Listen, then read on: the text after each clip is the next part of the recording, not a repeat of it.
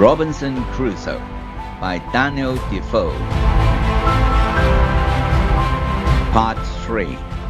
Went to Brazil. For the next 10 days, we sailed close to the land. We stopped only to fill our bottles with fresh water.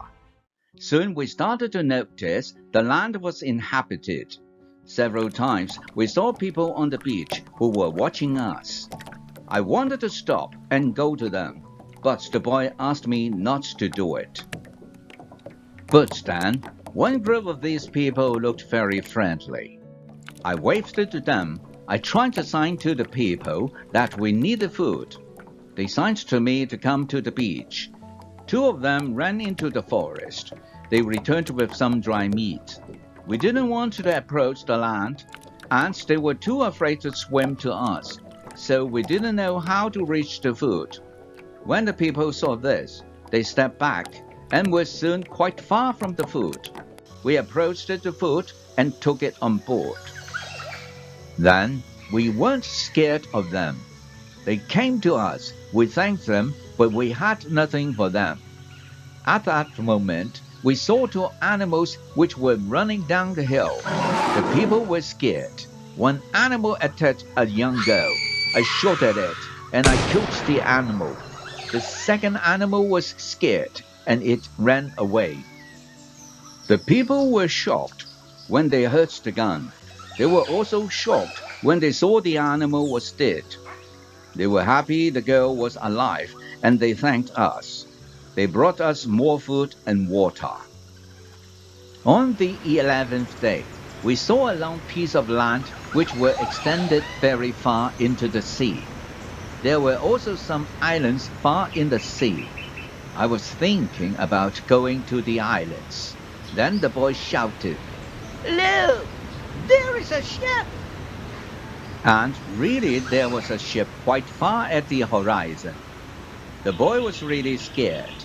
He thought it was a pirate ship. But I looked at the ship properly. It looked Portuguese. The ship was going away from us. Nobody on the ship saw us, so I fired a gun. They heard the gun. Then they saw us. They turned the ship and went to us. Soon we were on the Portuguese ship.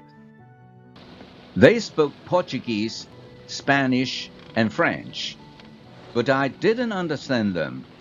Fortunately, there was a Scottish sailor on the ship. He came to me. I told him our story. Then all the sailors started to be very nice to us. They agreed to take me and the boy on the ship. We were both very happy. We offered our things to the captain, but he didn't want to take them. He wanted to pay for them instead. It was very nice of him. I told him he could buy our boat, which I gave him a good price for. I asked for a half of the usual price. He could take the rest of the things for free. The captain agreed. The captain also wanted to train the boy as a sailor. I didn't like this idea. I thought he was too young for this job. I thought the boy also needed freedom. He didn't need to start another service. But the captain said it was good for the boy. The boy wanted to work for the captain. He wanted to be a sailor. Finally, I agreed. The ship was on the way to Brazil. We arrived there after 22 days. I said goodbye to the boy and the sailors. Brazil was a new state in South America. Many people started a new life there. It was the same for me. I didn't know anybody there. Soon, I met people who had sugar plantations. They became my friends. I liked Brazil very much. And soon, I learned the language. I had some money from the captain, and I bought a small land in Brazil. I started to produce sugar. I didn't produce much for the first 2 years. But then, my plantation was growing fast. I was single, but my life was good. I was independent, and my financial situation improved every month. We paid only small taxes in Brazil. The society was new, and we didn't have many rules from the government. Soon, I had enough money to be able to hire a lady for cleaning my house. I asked my friends if they knew about any good woman. One of my friends said, I have a daughter who is 18 years old. I think she could work for you. She is also a very good cook. The next day, his daughter came to my house. She was friendly, but a little shy. She was also a very pretty girl.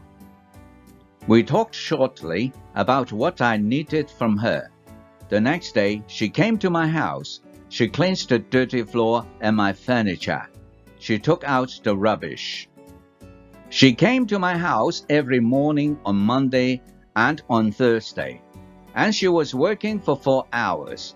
She cleansed the house and she also cooked for me. She gave food to my cat too, who soon started to be a little fat.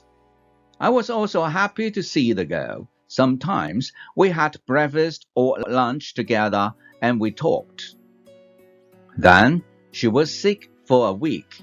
She couldn't come to my house. I felt a strange feeling when she wasn't in my house. I really missed her. I thought, maybe I am in love with her. 1 week later, she came to my house. I was really happy to see her. I could see she was happy too. I hugged her. Then I kissed her. It was a long kiss. 2 weeks later, I went to her father's house. I asked him if I could marry his daughter. He was quiet. I was waiting for his reaction. Then he said, I agree.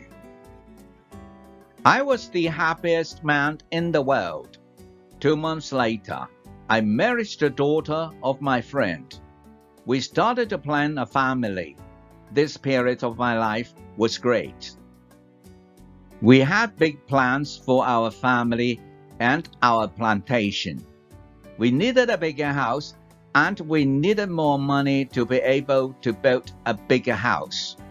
I thought about a business in Africa. I knew I could make a lot of money in Africa quickly. I spoke about Africa with my friends, who started to be interested in this idea.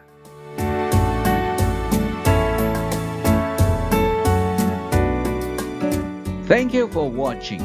This is the end of part 3. To be continued in part 4. If you like this story, please click like, share, and subscribe. See you then.